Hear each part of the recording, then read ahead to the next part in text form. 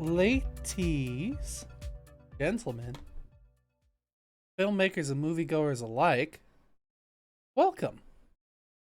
I forgot to hit the right button. Here we go. There we go. Welcome to Critically Casual. I'm your host, Srekcuf5, and joining me as always is the mechanically amazing Dorkydev. I don't know. I'm not mechanically amazing though. the fantabulous. There we go. I'll just go with that one. When in doubt, go with Birds of Prey. Oh, by the way, can you send me the list for next month? I know you have it, right? Oh, but yeah, hang on. Could have sworn I sent it over Discord. I don't know how far back that is. I'm not gonna lie. I mean, it's either you do it or I do it. So Okay, well, I'm gonna scroll back and see if I can find it. it probably shouldn't be that far. I mean, I know we talk a lot, but we're not that close of friends.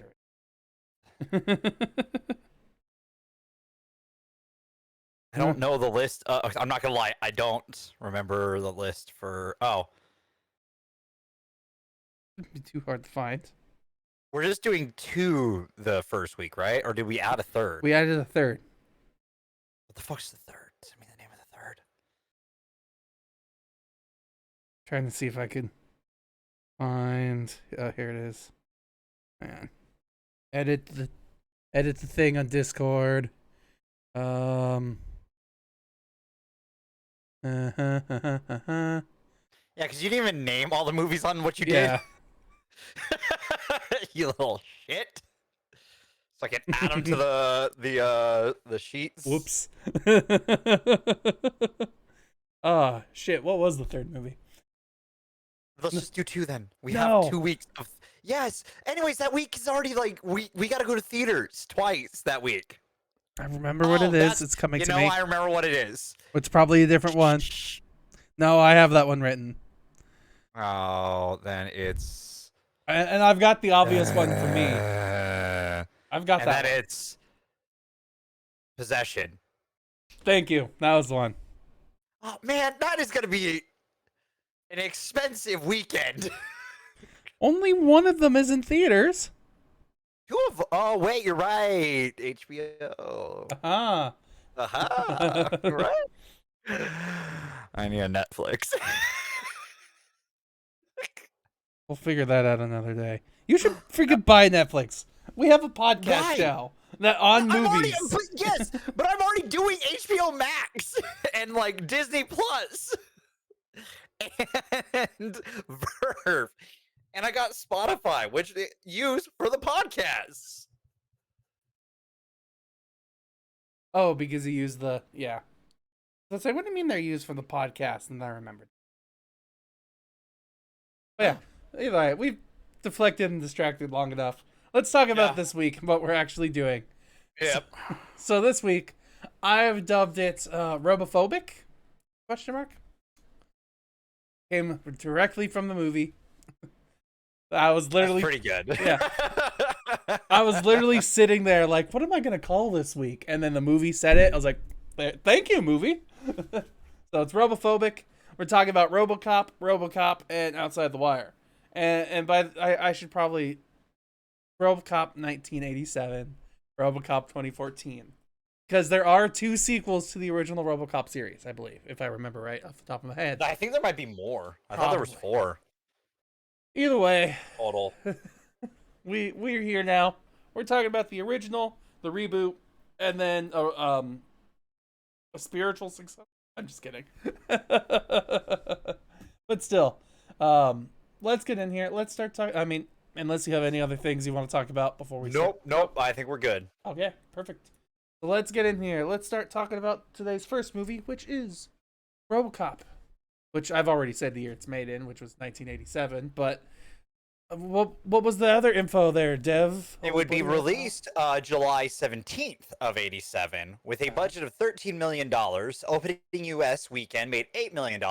Gross U.S. at $53 million, and that's the same for worldwide because it didn't get a worldwide release. Back in the old days when things across to overseas. The globe. Yep. So, yeah, this movie, like many movies before it, is an action movie about robots and, well, mostly robot. He was a man who, Now he is machine. Yep. Which the entire time, the the $1 million man was or the $6 million man was the one that kept popping in my head. Like, I know that's not what this is at all, but I kept thinking, like, we can make him better. We have the technology. Yeah, yeah. And I mean, it's a good pull mentally. yeah, and honestly, going through this movie, watching it, I really enjoyed what we saw. I love the practicality of the filming. How they actually had decent costumes for the actors. They used miniatures and projection systems on background screens to be able to get the right shots with the right robots. And it, like, of course, it's dated. This was made in 1987. It's an old movie, but for its quirkiness, I still think it holds up fairly well.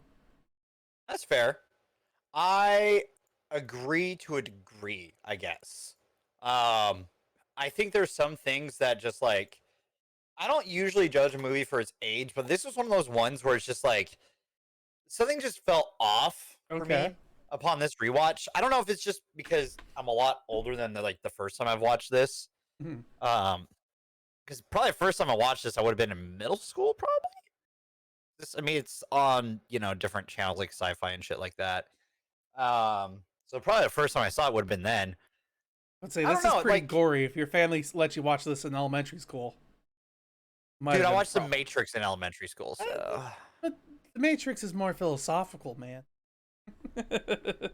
says this dude gets impaled. Mm. But still, yeah, I get where you're going at. um, yeah, I don't know, like, I don't know what about this, but it just, despite everything about it, I still felt like it was missing something. Mm-hmm. And I'll go into that maybe a little bit more in the sequel or the next one that we talk about, okay? Okay. But it's just there was something about it that I didn't feel was there, if that makes sense. Okay. And it gets better towards the end, but it just didn't have something in there, and I didn't know what it was Mm-hmm. for me until like I watched 2014, and I'll talk about what it is during that. Mm-hmm. But it just felt a little empty to me. I mean, for me, my biggest complaint with this movie is their commercial segments that they have in this, where they decide it's a good idea to cut away and show us something completely random about what's going on in the world. Like, we're supposed to be watching this on a television set and live, like we're in that world, but I think that's part of the appeal back when it was made in the 80s. But it's kind of weird, and it takes you out of the scene. At least takes me out of the scene. That's I for can sure. agree. Other things that I think I can like that I like better, they're like I could enjoy better, would be the RoboCop character itself, because it's pretty dry and stale. All of your intrigue comes from the side character, and what's her name? Whose name I am forgetting at the moment. Nancy Allen? No. Are you talking about the partner? Yes. That would be oh, this is one of those movies where they're introduced by like showing up, aren't they? No, Lewis. Yeah, Nancy Allen. Lewis. Yeah, Sergeant Lewis. Nancy Allen. Yes. yeah. Like, I feel like the main reason why this story does anything is because of her. And I can agree. yeah, which that's kind of, I feel like, the part of the problem with this movie is things do happen, yes. Oh, that's noise. Sorry. Things do happen, yes. But it's not like RoboCop is the one that's making it happen. At least not in this movie. Like, he is just a machine. And It's just kind of there. yeah. And everyone reacts to the mystery and mystique that is him. Yes. Yeah, and like that's the only thing it kind of does with it. I mean, like even too, where it tries to draw. I feel like it tries to intentionally draw comparisons to westerns, but it just, especially with its main character and his like little gun tricks that he. But I gotta say, ultimately, still would watch this movie again. Oh yeah, of course. Classic Mm-hmm. in the world of like sci-fi robot movies. Yeah, one thing I'd probably add, like I said, more of a character and personality to our main character, Robocop. Like, give him more urgency to develop himself and his memories, especially because, um, like I said, Lewis is the one who gets him to to start getting his journey going. But that gets confusing when you think about that Lewis is just his work partner, and his life partner and child are completely out of the movie. Yes. Like you don't really have a connective tissue to him. Mm-hmm. But still, in the end, saves the day. But it's not because he becomes more of a human. Sadly, No, it's not. yeah, it's because loopholes. Yes. So, like, I think I like, without getting too much into why you like 2014 more, I could probably make a I few never said assumptions. I that. know. Well, sorry, my apologies. Like, I could make a few assumptions based off of what I've said on things that might interest you more, even between the two or whatever. Yeah. But um, ultimately, I think the main reason to watch this movie is the action. Like, it doesn't, or at least, let me rephrase that again. Sorry. The main reason why somebody would have watched this movie back in the 80s, in 87, in the early 90s and stuff, would probably be because of the action. Um, this movie does some pretty interesting moments of action, especially the inciting incident that gets our main character into becoming Robocop. Yes. So, like I said, I'd watch it again. I probably will watch it again. Same. One second, I need to grab a drink. Go ahead. Sorry. He's never prepared. At least he lives right next to his. He has a tiny home, where everything's like a couple steps away. You could fart in the bathroom and smell it in the kitchen. I'm just kidding. I've never been to Dev's house. Just in case I finish one, I grabbed two. Nice. Is it But Fanta yeah. and pasta again? Is it what? Fanta and pasta dinner. Pasta? Yeah, Fanta Oh and no, pasta. I haven't done that in a bit. That weird combination I do. But no, I like the action and everything. It's just there are certain things that just like you said feel like they just kind of conveniently get out of the way of doing. Mm-hmm. Especially too. And I agree on the human element, just kind of missing. I was just thinking about this too. It kind of made me think of a video game where he has this event that happens. Like, so there's like the inciting incident, and then he becomes Robocop. Then Yes. he starts leveling up a little bit until he hits the first mini boss. He beats the mini boss, but takes some pretty bad damage. Then he runs up and has to level up against the second mini boss, which is just a bunch of smaller people. And then he gets to the final boss using the equipment he got from the smaller people to beat another mini boss. So it's like, haha, I've progressed. I'm learning. Yeah.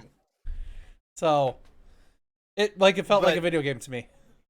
That's a really good way of putting it, honestly. Because it feels like an RPG where you kind of you're a blank slate character who had like an incident while you're there. Like The Witcher. Yeah. Or or Skyrim or Fallout. You know, it's like Fallout New Vegas, actually. Would be a really good draw. You Haven't get played shot that in the in a while. head in Oh. Vegas. And that's why, like, that's where you start, is you got shot in the head, a doctor heals you, and you are going to go after Matthew Perry Okay. from Friends. You playing Minesweeper right now? All right, fair enough. All right, I turn it saw the off. flashing of the advertisement in your background. Fuck you! I was like, what was that? Oh, yeah. It's okay. I don't blame you at all. But, like, listen, it helps me sometimes, like, just think. Yeah, I understand. Do what you got to do. Yeah, I just, there's something about it that just, like I said, just doesn't add up for me. Mm-hmm. And I don't really hold it, like, too harshly against the movie, because it's still really a cool movie, Okay. overall. But there's just, like I said, it just feels like there's something missing for me. Um, but, you know, I definitely think it is an enjoyable movie. So, Mm-hmm. Yeah. Do we want to, since we got other movies to get to and comparisons to make, you want your popcorn kernels? yeah, I'm talking about popcorn kernels. All So I'm right. going to give it a 6.5. I know that might be a little harsh. A little harsh. It's just, there was something missing for me, like, that I didn't realize, like, because it's been a while since I've watched it, and just, like, there was something that was missing for me, like, upon, like, watching it this time. So, especially given that, like, in this era, we also got, like, Die Hard, we got we got Rambo, we got Terminator. We have a lot of really good action movies that also have the thing that I'll talk about. So, Okay. yeah. All right. So then, What about you? I am gonna give this a 7.5 That's fair. because we're always 1 point away from each other randomly. Yeah, or we're just dead on together. But yeah, like I said, I think the thing that draws me to this movie the most is the technicality behind it, especially when it comes to the miniature that's work. fair. Yes, that makes perfect sense. And usually I would agree, but, like, yeah, I mean, that makes sense though. Like, because it is really well done with its practical effects. It might seem a little campy today, but it's still, like, if you compare it to its era, it does a lot with what it had limitations compared to what we do today. So I think it does a really good job with that. All right. Okay. In that case, let's move on then. We'll head on over to our second movie of today. Big shocker, Robocop, but made in 2014. Yeah. Which was released February 12th of 2014 with a budget of $100 million.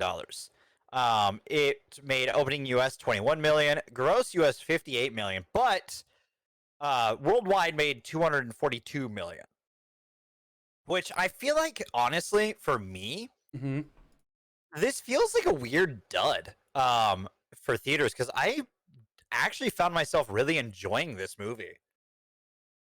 I am kind of conflicted myself on this because it has some of the things that I wanted in it. Like, it has a lot more of the human element. Yes. It has a better character draw for our main Robocop. Yes. He is more of an active passenger in this movie, and he's like gets us from point to point in the movie. And this movie has heart and soul in it. I mean, it's also got a lung and a couple of brain matter, but yeah.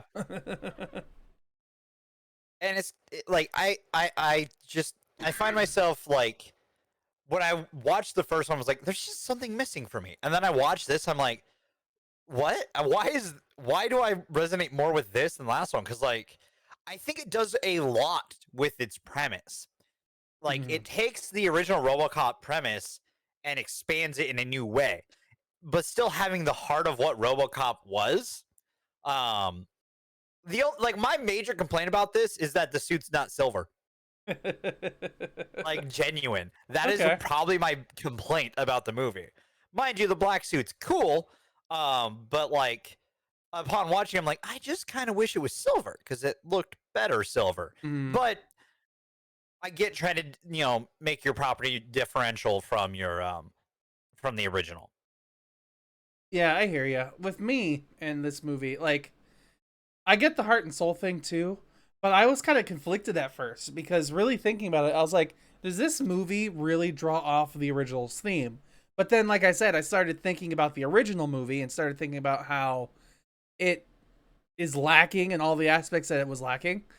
And at least for me, how it was kind of lacking. And I was like, well, what's the overall message and moral of the story? And it's, of course, humanity, the man in the machine. Like, that's the point of the Robocop story. That's the point of the second movie, a lot more elaborately explained, that's for sure. Um, but I was like, does it do it better than the original? And I'm still a little conflicted on it because I have to say yes, I think. I think it does. It also, I think, expands on the thought that the dependence on technology. I think it does more with that.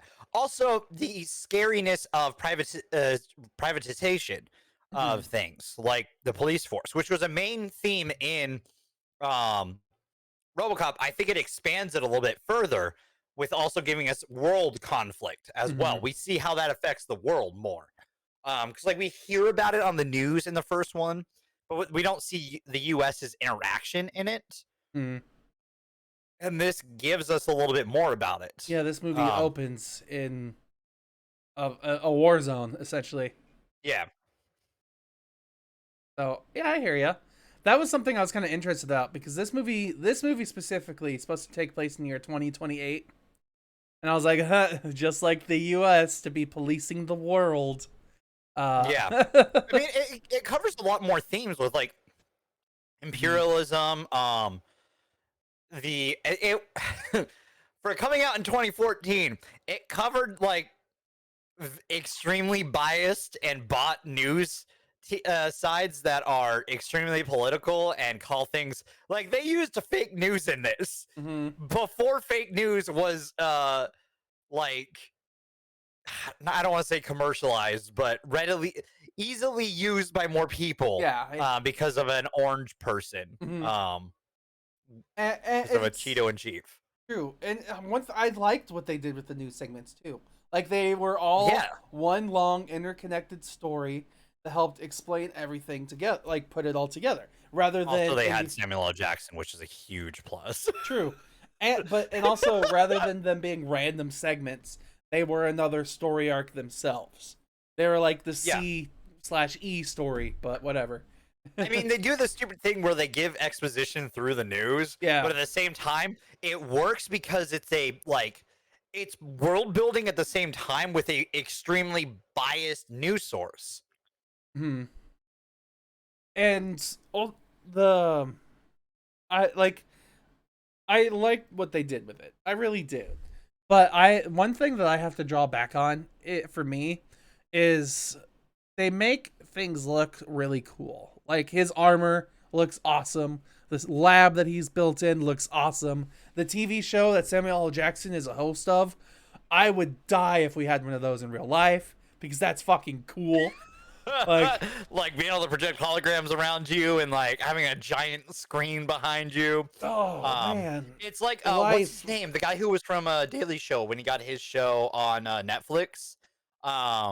Where he had like a center stage piece. But like it's like that, but with holograms. It's so freaking cool. I like that stuff a lot.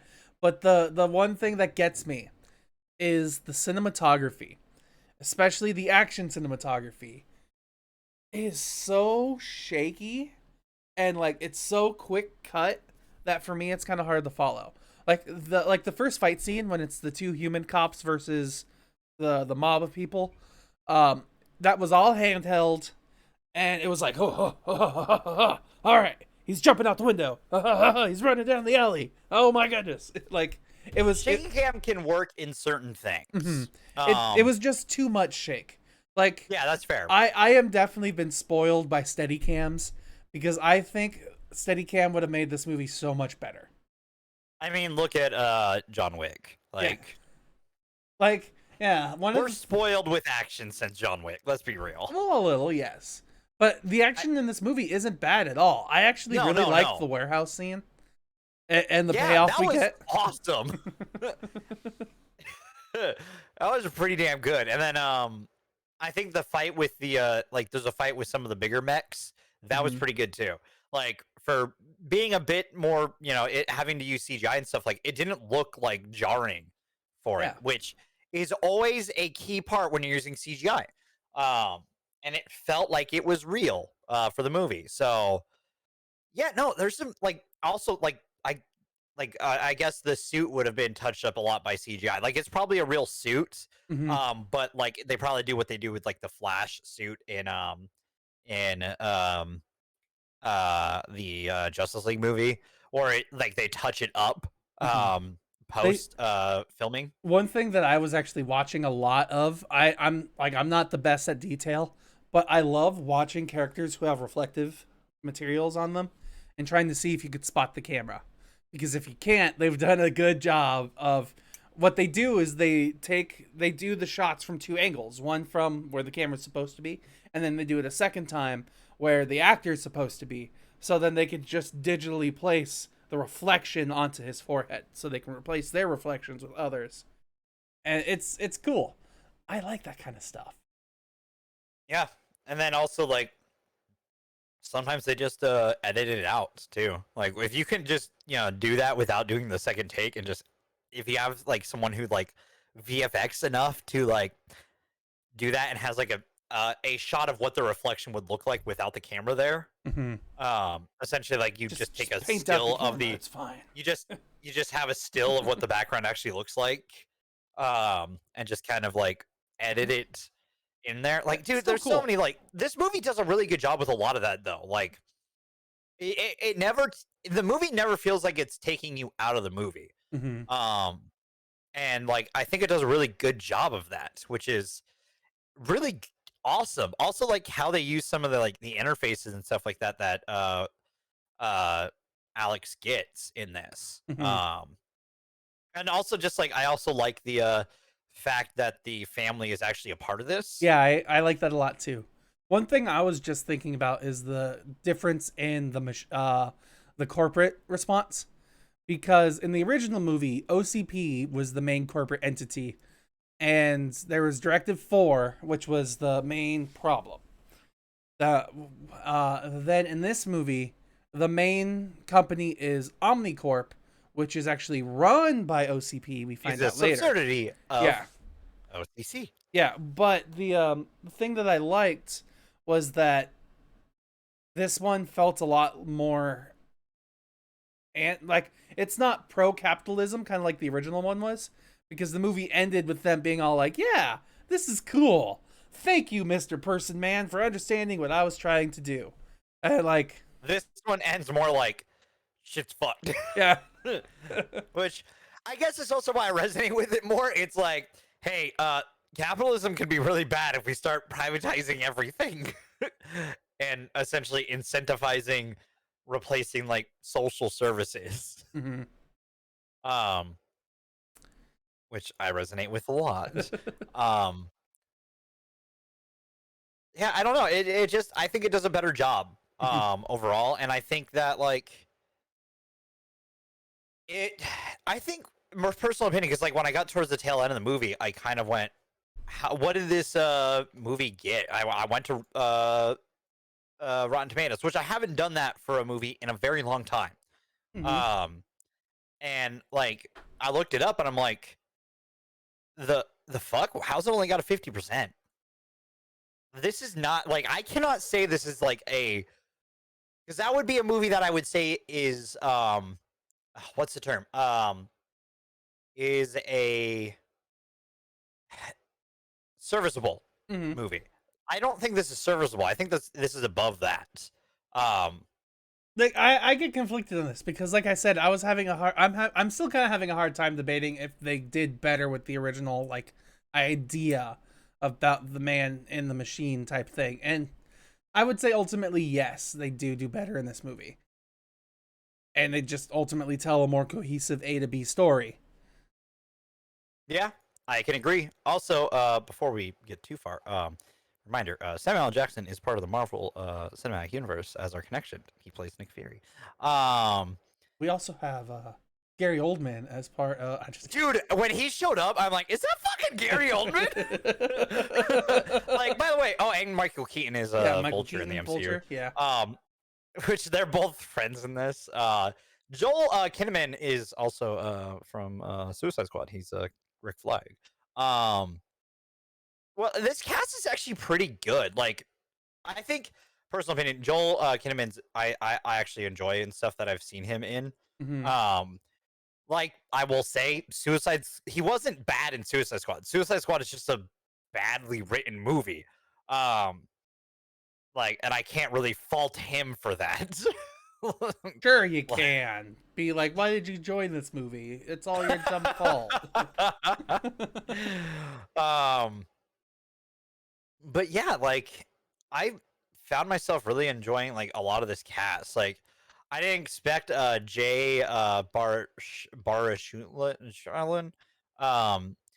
the dude from This Is the End and voice of Hiccup in the amazing How to Train Your Dragon series. Mm-hmm. Um Like, I liked him in this movie, but I also didn't like him in this movie. He was the character that was like the most noticeable. Like, he was the one that the director probably had to fight to keep in because he was like the director's favorite character. But I understand why he had to fight to keep him in because he really isn't needed. no, he's not needed, but I think he adds that corporate bullshit, I think, really well. Mm-hmm.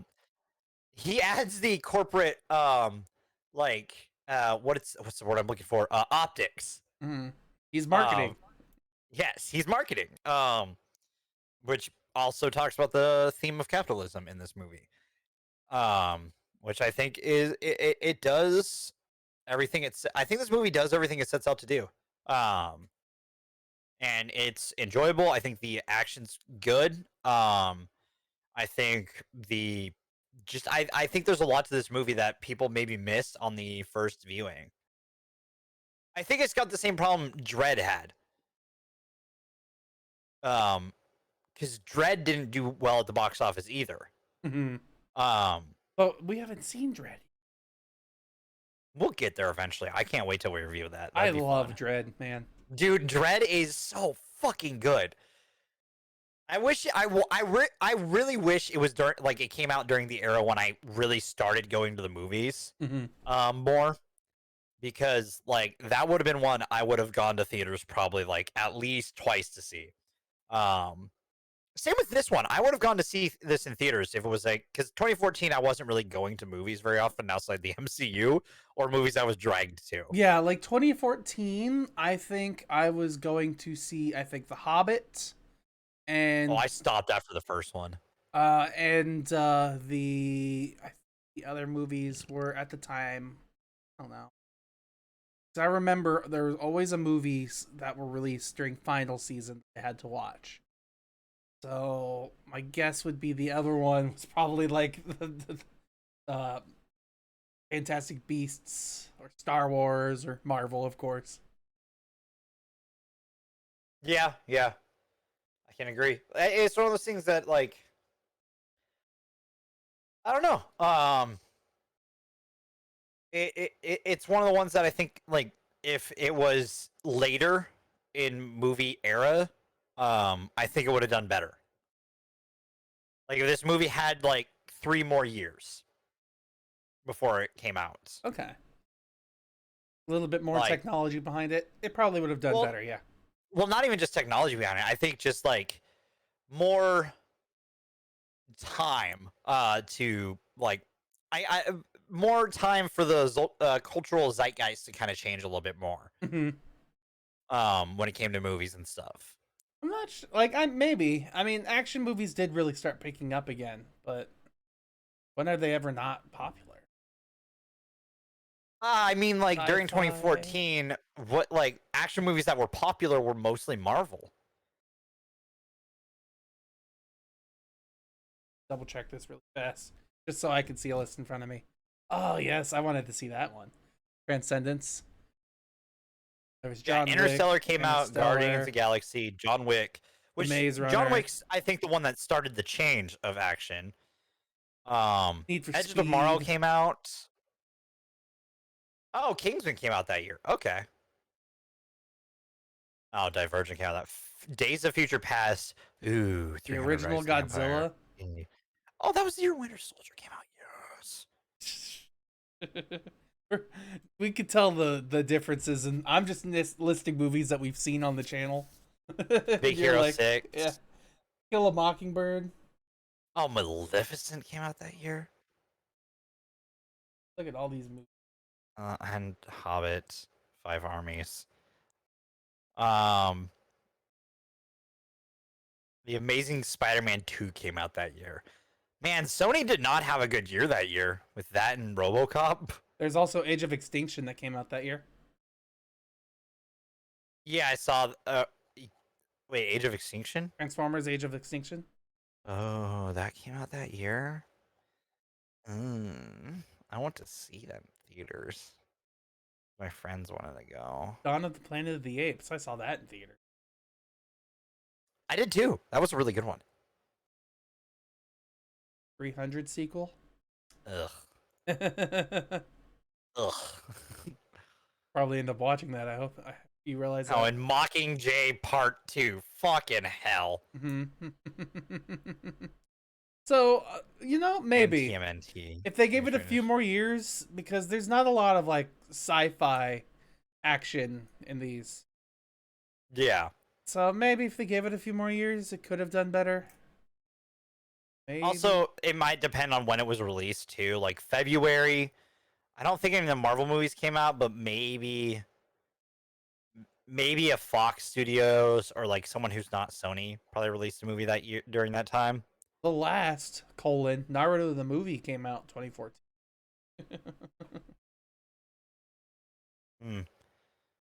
Need for Speed came out that year. Back right. The Lego movie. What a weird year for movies. Night at the Museum 2. All right, we're gonna be on this forever if we keep going. Edge of Tomorrow. Yeah, I know. All right, I'm gonna give you your popcorns. My popcorn. Okay, for Robocop 2.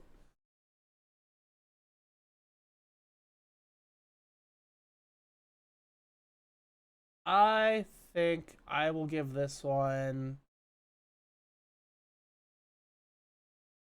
That's tough, actually.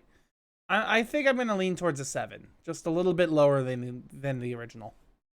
That's exactly what I predicted. I'm giving it an 8.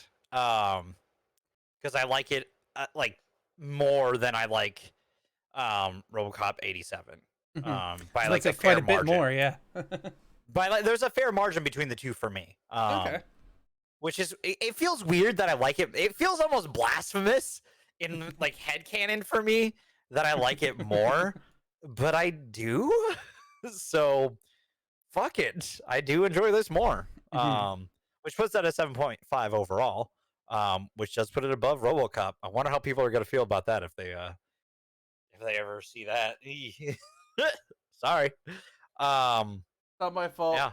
My podcast Nope. partner. It's all his fault. Yep. Well, I'll take the blame there. All right. So you ready to move on to our final movie of the day?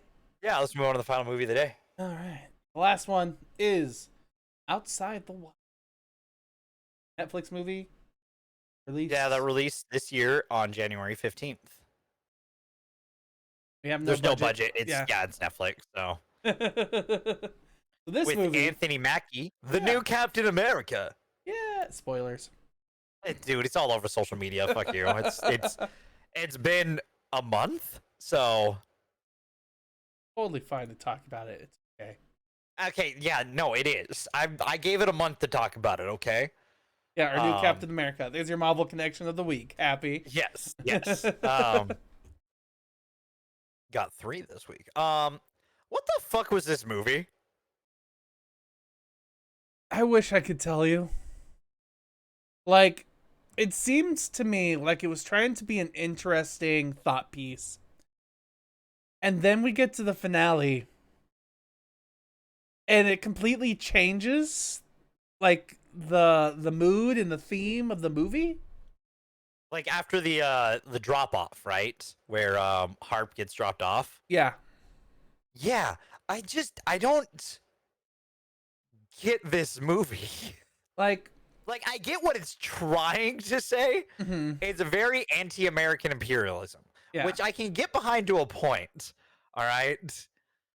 But its direction of saying that makes it almost American imperialist by the end. It kind of does, yeah.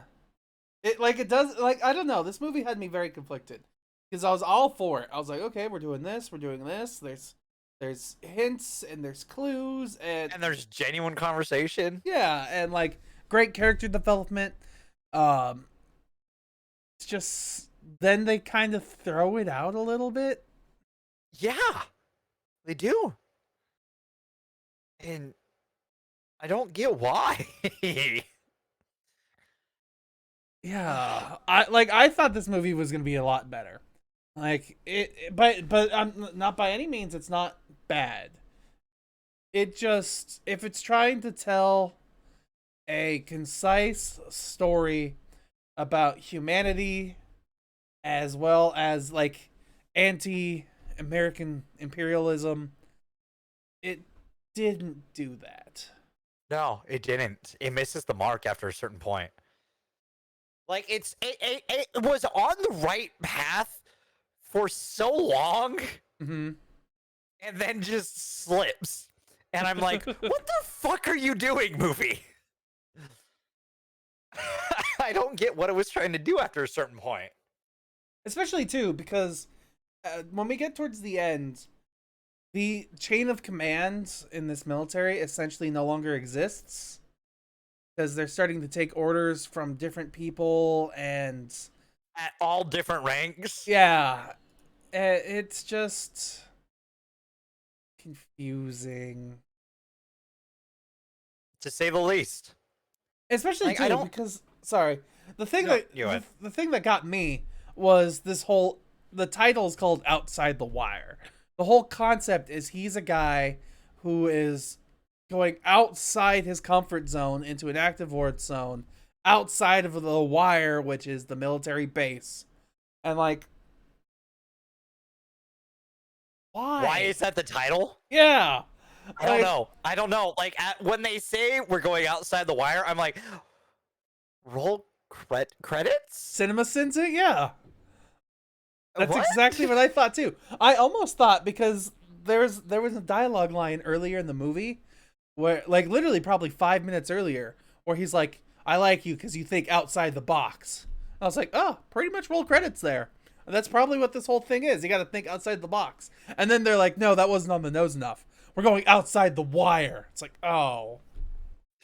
For fuck's sake. Yeah. They said the thing.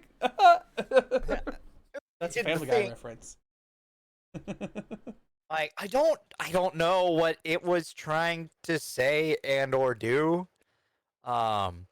Because after a certain point it kind of starts failing at that. And I was digging the movie up until a point, and then I'm like, eh? And it's not like it.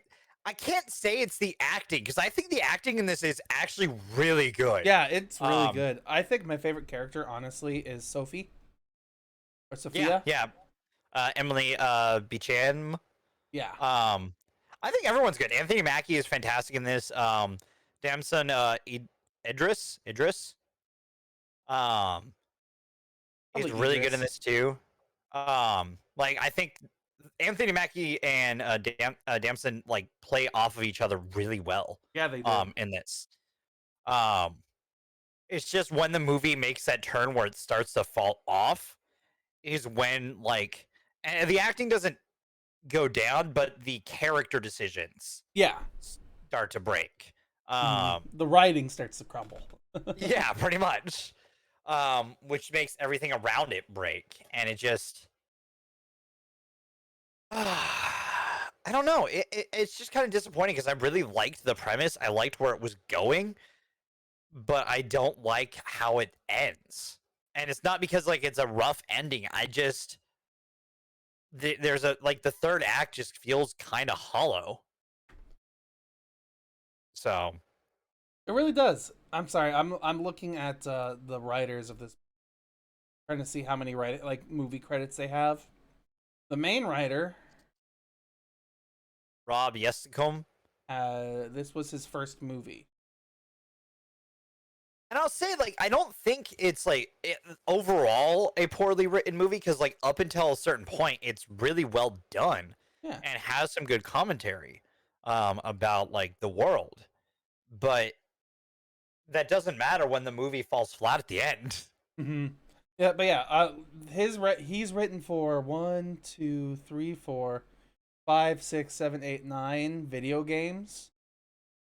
1, 2, 3 short stories, and then this was his first movie, full length movie.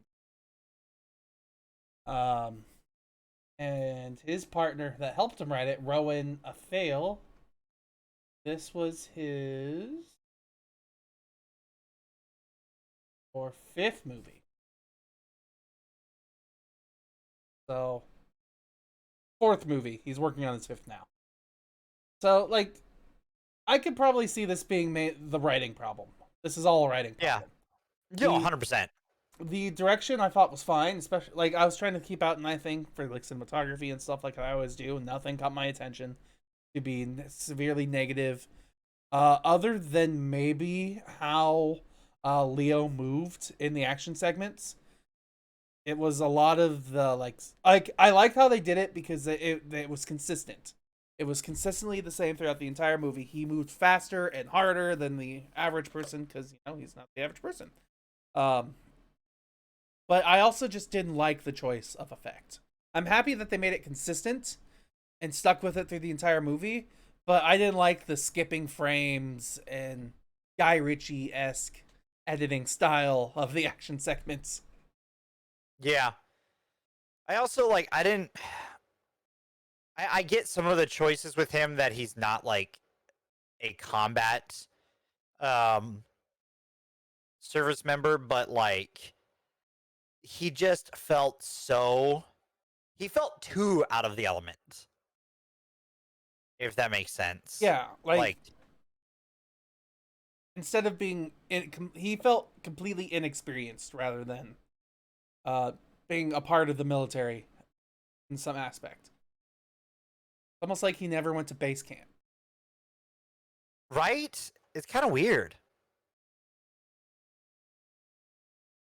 It's Yeah, just this, I yeah, this just movie's odd. odd. Yeah, right at the very end, it just gets odd. Yeah. I don't know how else to describe it because it kind of loses what it's aiming to be. Because like I would ultimately say this story is supposed to be a story of once again humanity, where it's a robot who understands humanity and emotion better than a person. But then, as this person is learning these things, that robot goes AWOL. And now it's a philosophy lesson on politics and world politics. And yeah, I don't know. It's could have been and should have been better. Yes, 100%.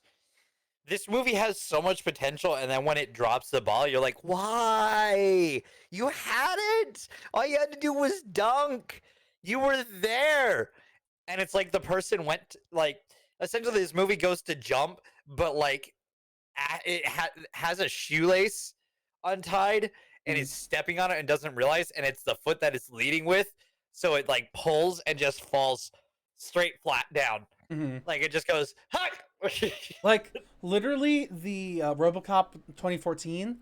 had a great segment where it was all about the morality of who's pulling the trigger and what does the Yes. person pulling the trigger feel.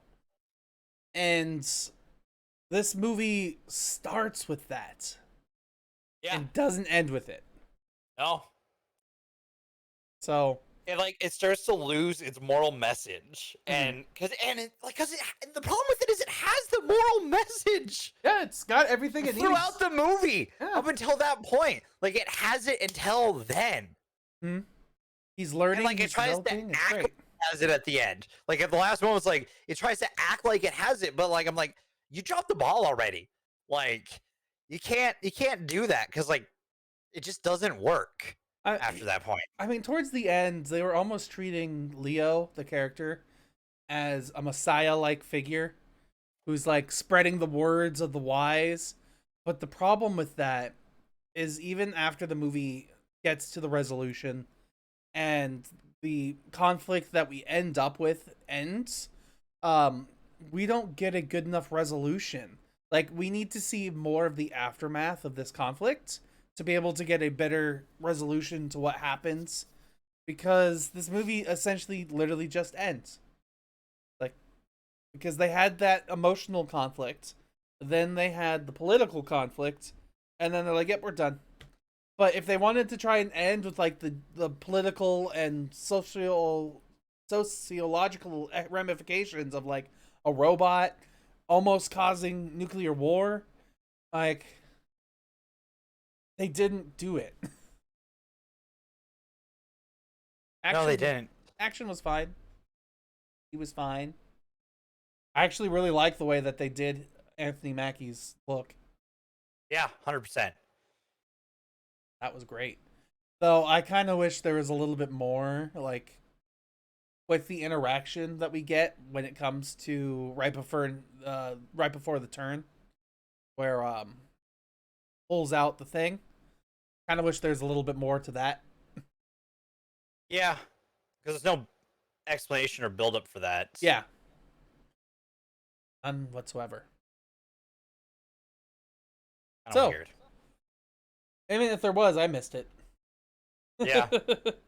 So I'm not entirely sure what else we could talk about without going into spoilers. Who gets popcorn first? It's the third movie. We never were consistent about this. Yeah, I'll give you your popcorn. What are you gonna give this one? I'm giving it a 5. 5? Yeah. Throughout our conversation, and like the more I thought about it before we talked, like the lower and lower it was getting. Mm-hmm. And I put down 5, and I'm like, I think that's as low as I'm gonna go with it. Okay. Because like acting and stuff wise, and how it's shot has some good shots in it. And like there's a lot of good elements. It's just I think because they dropped the ball so close to the finish line, I'm like, you lost me at that point. So Not even mad. I'm just disappointed. yeah, 100%. That's what it is. I'm not mad. I'm disappointed. Oh, that's funny. Yeah, for me, this one, I want to give it lower, but at the same time, there's a lot of good elements to it, so I'm also giving it a 5. To me, it's almost a 4.5. Like, it's almost a 4 in some aspects, but there's also like there's stuff that I would say is a 6 in it, or a 7, or even an 8. With like the acting, I would say is an 8 in this movie. Mm-hmm. But the stuff that holds it back, I think, just holds it back too much to let that shine the way it needs to. And I think one thing too, we get in this line of dialogue that is about American politicizing skin color, because yeah, they're talking about how Anthony Mackie is a neutrality, because even though his sleeve says America, his face says something different.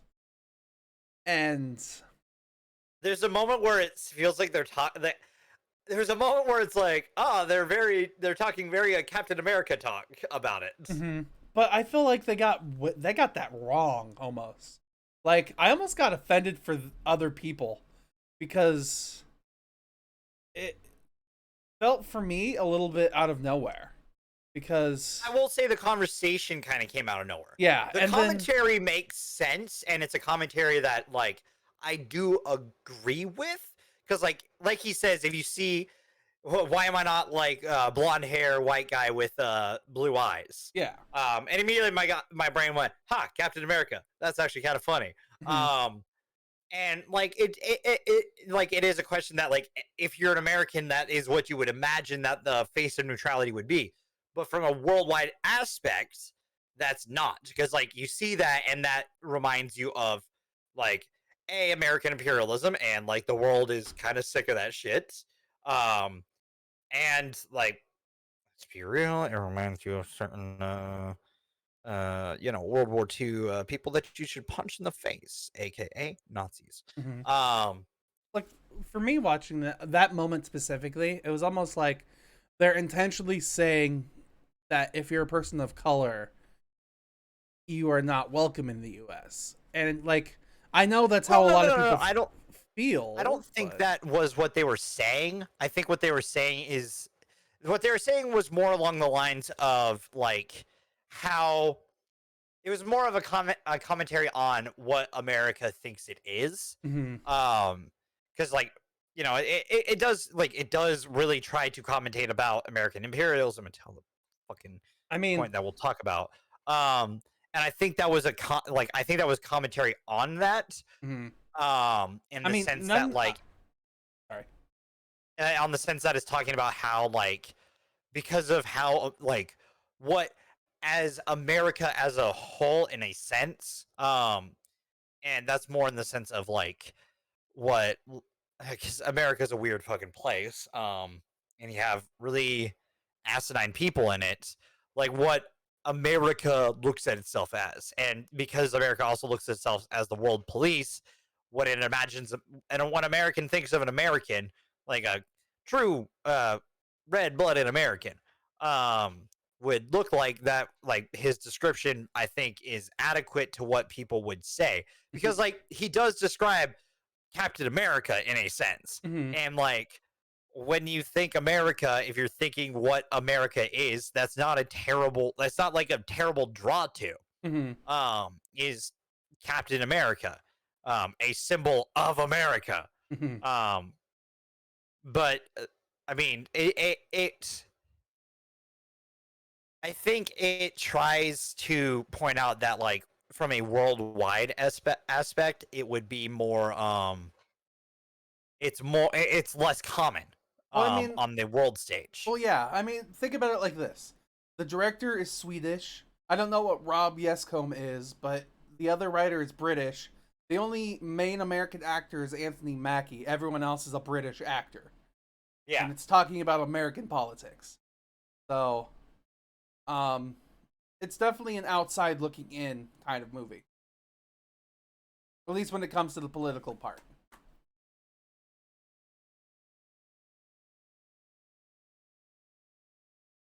So I guess, yeah, let's hop on in here. Let's get ready to Spoiler. spoiler!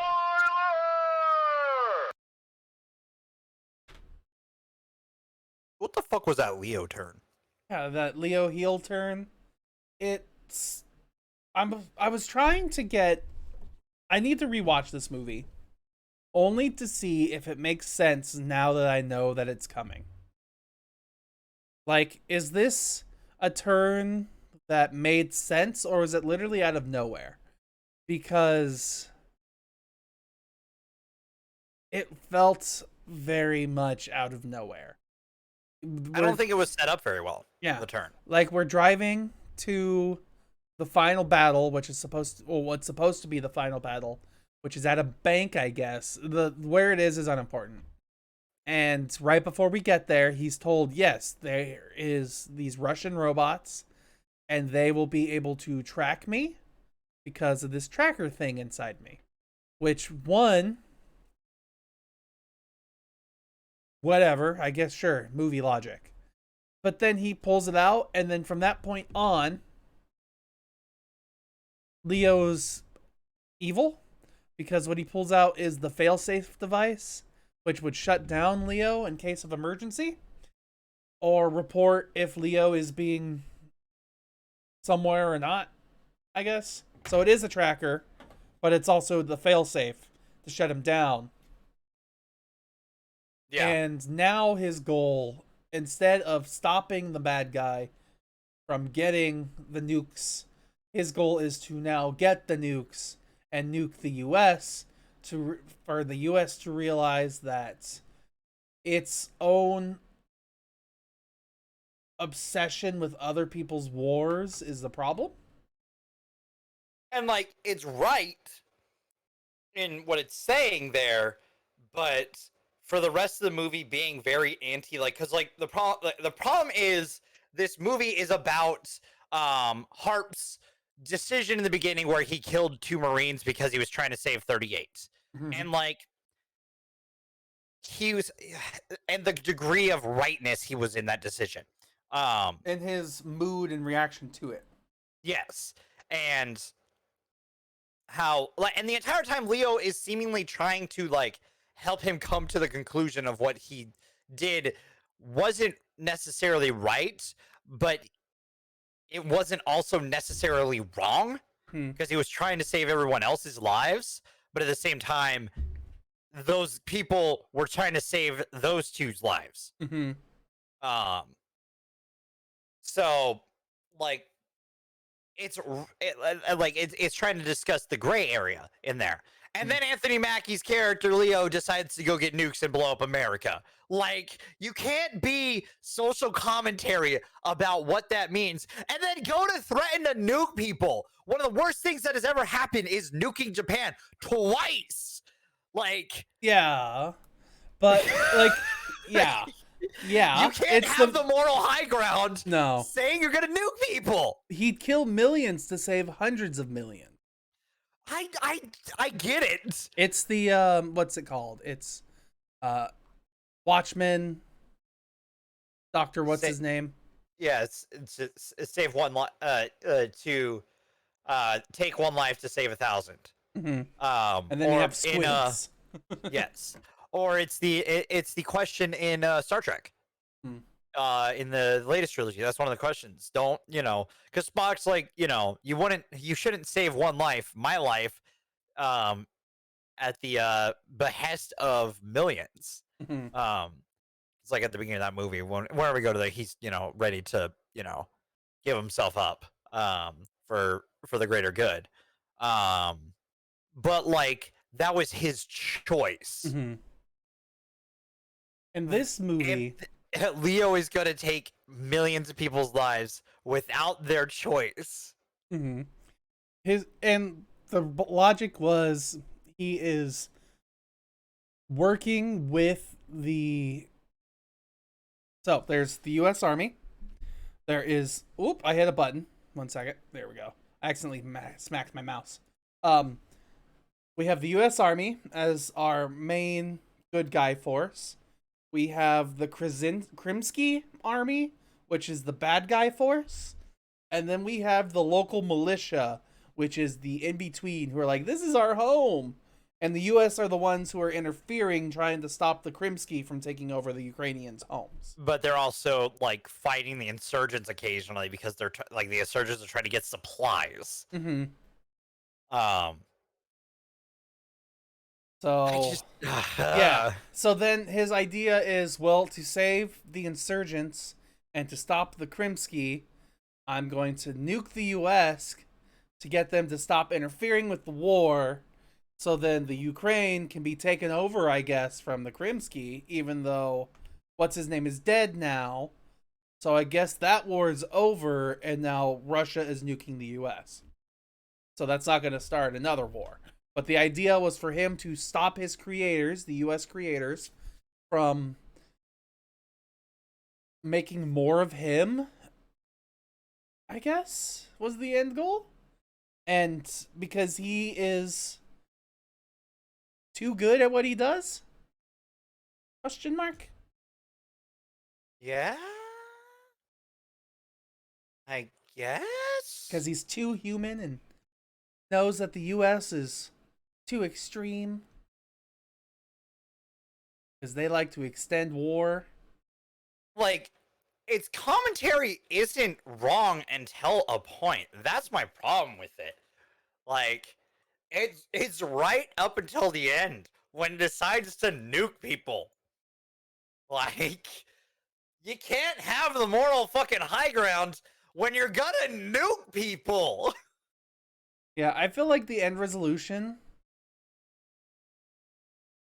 should have been something different. That's for sure. Yes, 100%. Like, instead of it being like an actual, like, I don't know how nuclear weapons work, but I'm pretty sure pop culture has told me if you launch a nuke and have it burst in the atmosphere, it creates like an electromagnetic pulse that fries electronics. But I could be just crazy. It can, I mean, I'm not depending a on how nuclear close physicist. it is. If I remember my science correctly. But I could also be wrong. I'm willing to be wrong on that.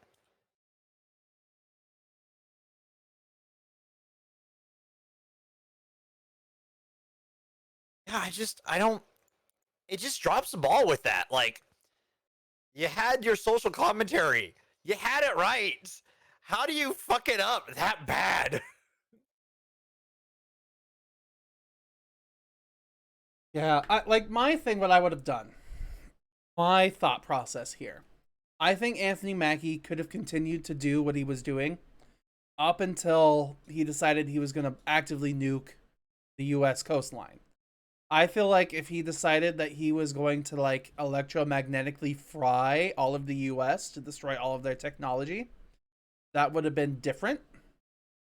And then Yes. I think Or at least like the East Coast. yeah, and then I think the second resolution would have to be having um having our main character of Harp be more involved in like the final decision. Because it like I know he's the one who puts Leo down and makes it so he clears both the nuke and Leo at the same time. But Leo starts this movie behind a screen, nuke like blowing up, dropping missiles on people, and the end of the movie is him running away from somebody dropping a missile on him, which is poetic in its own way, but to me doesn't go quite far enough, I guess, in the whole like circular storytelling aspect. Yeah. Like it, and if it's weird. I really don't know what I want this movie to do more of, because I don't want him behind the screen to drop a nuke on Leo, because that completely disrupts the whole character journey that he's had. But the resolution of him having to run away from the missile, and I think him surviving is the part that makes me upset. Like, I almost feel like it would be a better story if Harp also died. Yes and no. Like, I can agree, kind of, but not fully, I guess. Yeah. I like it's in that weird spot. Like, man, it almost has what it needs, but it just misses, man. Like, I don't know how else to feel about it.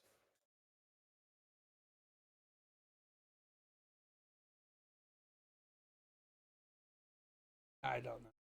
I really don't. Like, it's okay. It's okay. That's Yeah. It's really all it is. It's a movie that exists, and I feel like if it stuck to one more of a concise theme, it'd be a lot better. But then if we like try to compare that to say RoboCop, like this movie directly to RoboCop and their stories, does it do better? No. No. Because like it fails at the end. Mm-hmm. Like if it followed through with what it was trying to do, I could have said yes. But because it drops the ball at the end, I can't say that. Okay. All right, perfect. I essentially agree with you. Oddly enough, the movie that I thought about after we got through this, Chappie. Chappie is basically the first 1987 RoboCop movie. Just instead of it being a man in a machine, it's a robot who's an AI who becomes a man, essentially. Yeah. So, if you want to watch a story about humanity and robots, watch Chappie. That's a really good one. Yeah, I can agree. I was on our triple header robot week. So, Where we totally reviewed the Wolverine. ah. God, that was such a dumb April Fool's. April, It really was. whatever Fool's Day it was, August Fool's. Yeah. Whatever the hell it was. Let me pull up 2020. That Pretty sure it was August Fool's. Because we're bad at holidays. Yeah, it was August Fool's Day.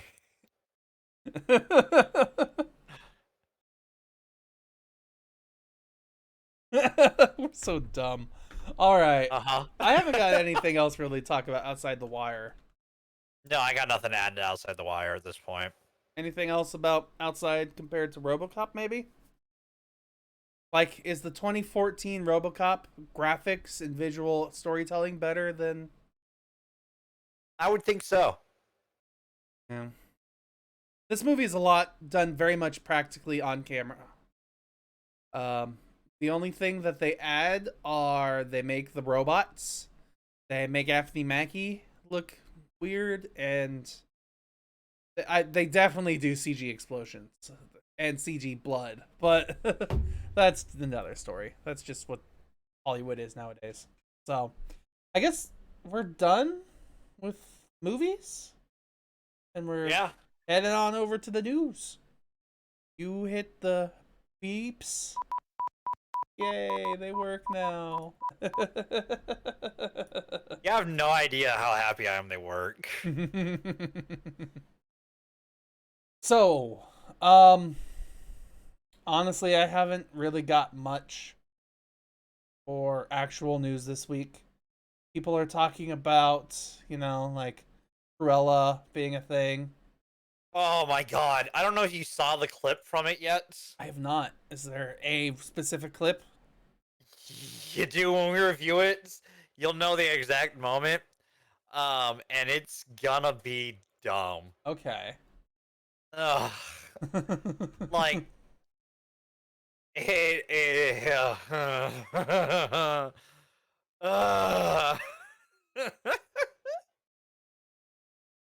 Yeah, there's Cruella. Oh.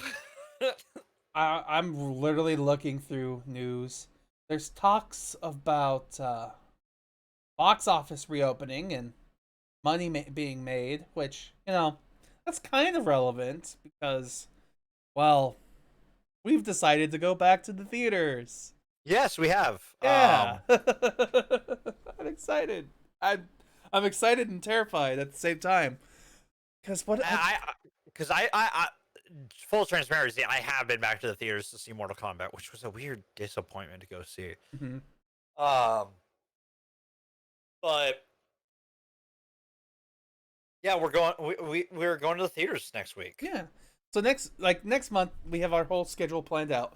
Next week first, I don't know which movie we're gonna dive into the deepest, but the 3 movies that we are watching next week, the one that we're going to theaters for, is A Quiet Place 2. Which I think is a really good one to go to theaters for. I'm excited for that. Yeah. I want to compare how the theater experience was for Quiet Place to Quiet Place 2. I do too, but my big dilemma with Quiet Place 2 is, like, I want to go to a movie theater and I want to have movie theater popcorn. And you had the same problem for the first one. Yes. Where the movie has so many quiet moments where if you just move a piece of popcorn off of your still thing, you can hear it. Yes, I fucking loved that. It was fantastic. You can hear someone drink soda in the very back. If you're up front, you can hear, "Shut up back there." It was so good. At least up until the end, but we also got Army of the Dead and The Conjuring, The Devil Made Me Do It. Mm-hmm. Which I'm curious to see how that one is. I'm interested because we've got the Warrens back. Yes. We're fine. You know, I didn't realize we haven't reviewed number 2 yet either. Conjuring 2? Yeah. We should fill that in at some point. Probably, yeah. We've watched every other movie except Conjuring 2. I'm pretty sure. And the Annabelle, too. Annabelle's, yeah. Yeah, We haven't Annabelle watched 1 the and Annabelle's 2. yet. Or 3? Have we watched it? Yeah. No, we watched 3, during our weird toy week. Yeah, so it'd be Annabelle 1 and 2 that we still need to watch, and Conjuring 2. Yeah. Yeah. Well, now we know for whenever. But the week after that, we are going to do Hamilton and In the Heights. Looking forward to that. Yeah, Lin-Manuel Miranda musical month week. Then the week after that, you're going to have to help me on this one. I have them all written down. Here we go. The show on 6/21. We have Fast and Furious, Fast 5, and Fast and Furious 6. Then, the week of 6/28, Furious 7, The Fate of the Furious, and Fast and Furious 9. It's finally happening! We're finally doing it. Oh. Oh! Steven understands by Fast 5, you're gonna understand why you need to turn your brain off. And I hope you do that by the week after. Because if you don't by the week after, you're just not gonna make it. Because like my dial was slowly going down, and then by Furious 7 was the one where the brain gets turned off. So I'm hoping through that week, your brain critical mode gets turned down a little bit more, and then by the next week, it like, just fuck goes it, that off. was fun. Yeah.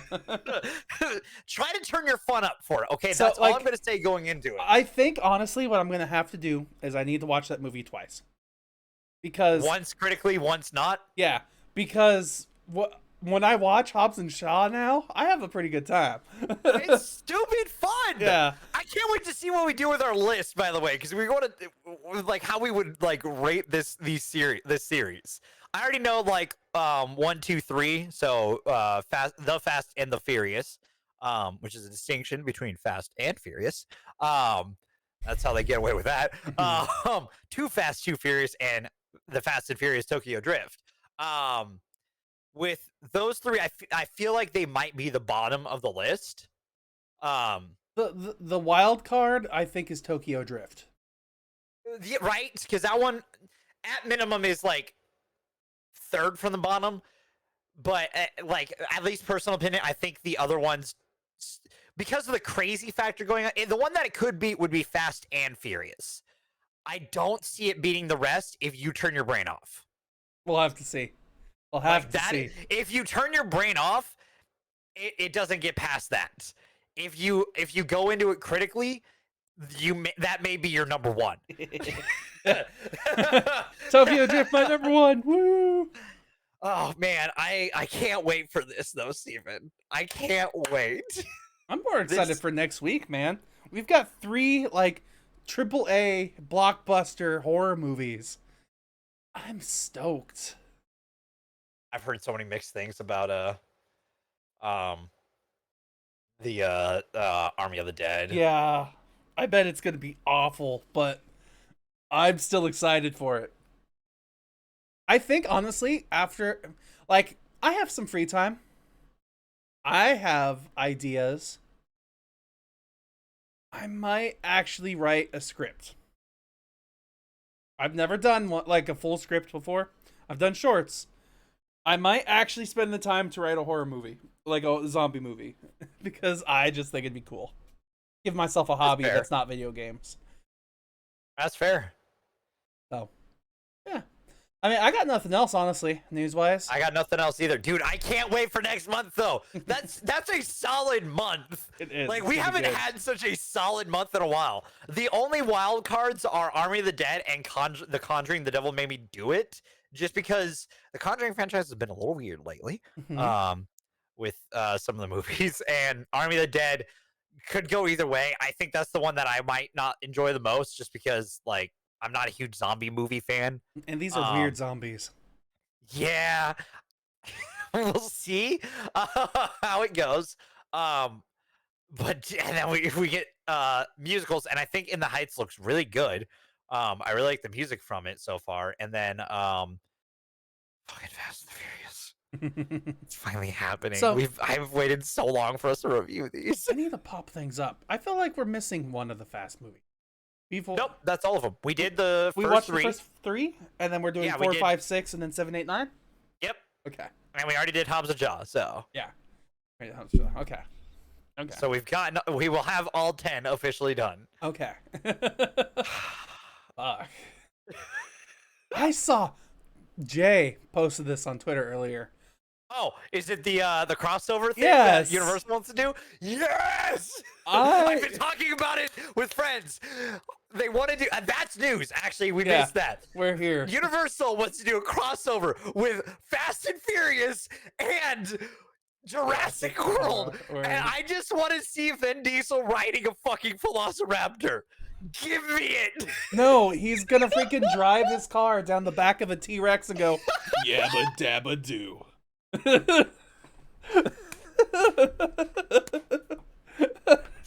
It's got to be a Bronchiosaurus because then it's Yes. longer. Yeah, there we go. Or you have Michelle Rodriguez like skate down a Bronchiosaurus. Yeah, and then hop on a moving vehicle. It's like, let's see, I would never do that again.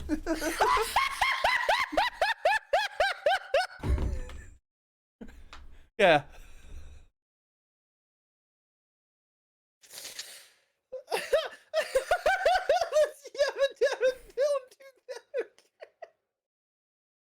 I'm so smart, aren't I? Oh, that was so bad. I love it. Such a good one-liner. So, with that in mind, that's what we have to look forward to if you see Jurassic World and be Fast and Furious. Oh. No, like I feel like if they're doing the next one, has to be in space, man. It can't be back in the prehistoric era, Cretaceous era. Bet. They'd have Jeeps. Oh no, no, they'd get the little glass balls from the first movie. Just race those. Tyrese would be in that with Ludacris. Oh god, Dev wants this. I want it so bad. The more we talk about it, No. the more we come up with ideas. What would Chris Pratt still be in this movie?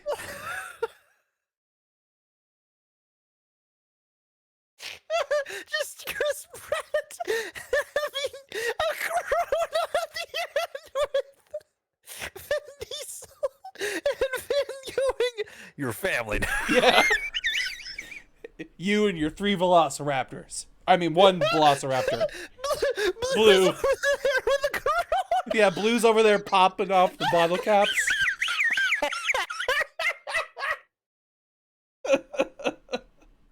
Oh god. Oh shit! Warner, we want money if you do any of these. Oh, Universal, that one.